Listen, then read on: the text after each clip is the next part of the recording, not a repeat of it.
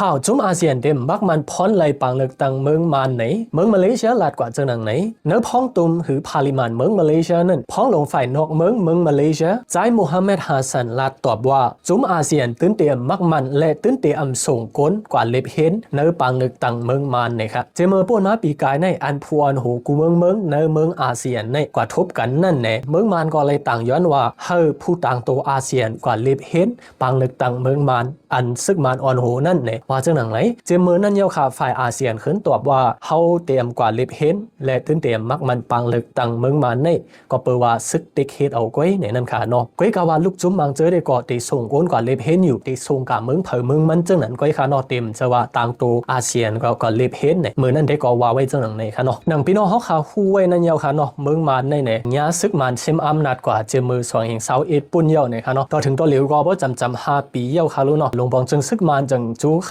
ฮาไลลองมักมันกูเมืองในนั่นค่ะเนาะจังจูเฮ็ดปังเลือกตั้ง election ในค่ะเนาะเนื้อปังเลือกตั้งอันซึกมันอ่อนจัดในได้ก่อนเนี่ยได้เฮ็ด3รอบในค่ะเนาะ2รอบได้ก็บ่เยาวกว่าเยาค่ะมือรอบหมาย1นั่นได้ก็เฮ็ดกว่ามือ December วันที่28นั่นค่ะเนาะมือปีกาย2025นี่ค่ะรอบหมาย2ได้ก็เลยเฮ็ดกว่ามือ January เดือนในวันที่11นั่นค่ะเนาะเยาก็รอบหมาย3ได้ก็ได้เป็นมาในวันที่25ได้มาในนี่ค่ะบ่มาตัวพรไหลปังเลือกตั้งจึงในรอบหมาย1ในไว้จุ้มปาร์ตี้สังสีอันเป็น USDP นั่นแหละเลยเป้กว่าโหปาก88อำนั้นก็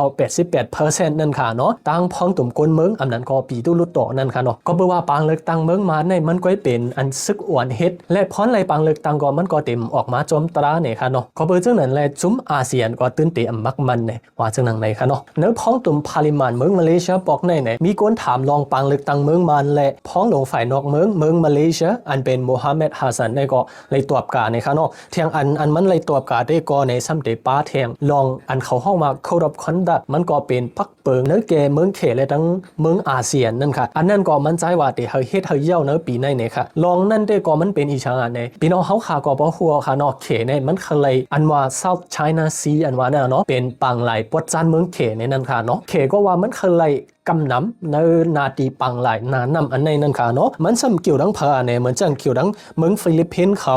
เมืองบรูไนเขาเมืองมาเลเซียเมืองไต้หวันเวียดนามเขาเจอในค่ะเนาะเขามีรองของคำกันทั้งเขตเกี่ยวกับรองสังหารเนี่ยเกี่ยวกับรองการเอาปลาเนื้อนาน้ำเจอในเยาก็การหลุดเอาน้ำมันเนื้อนาน้ำเจอในค่ะเนาะเพราะว่าเป็นของเมืองเหลือเมืองนั่นเนี่ยก็เมืองนั่นตึนมีศูนย์ตอนดาเดหลุดเอาตอนดาเดหาปลาเนื้อนาน้ำเจอในนั่นค่ะเนาะก็เปิดลองเจอในเลยเนี่ยเหมือนจังเขตทั้งฟิลิปปินส์ก็เลยพิษแผกกันมาหึงเน่นเยาค่ะเนาะก็เปิดจังนั้นเนี่ยจะมือ2 ปุ่นเนี่ยค่ะอาเซียนและทั้งเขตเนี่ยเลยอุบกันมาว่ากึ่งนี้เลยมีปักเปิงอันนึงเนี่ยอันเขาห้องว่า Code of Conduct เนี่ยค่ะข้อมักมันอันไหนเนี่ยบ่มีมา15 ปีก็ไปเยี่ยวนั่นค่ะเนาะก็เบอร์จังไหนแลเนี่ยพ้องลงฝ่ายนอกเมืองมาเลเซียก็ว่าเตะเฮาเยี่ยวใน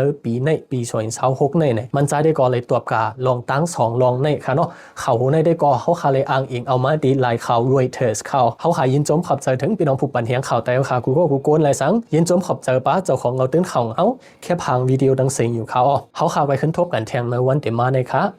มาส่งค่ะ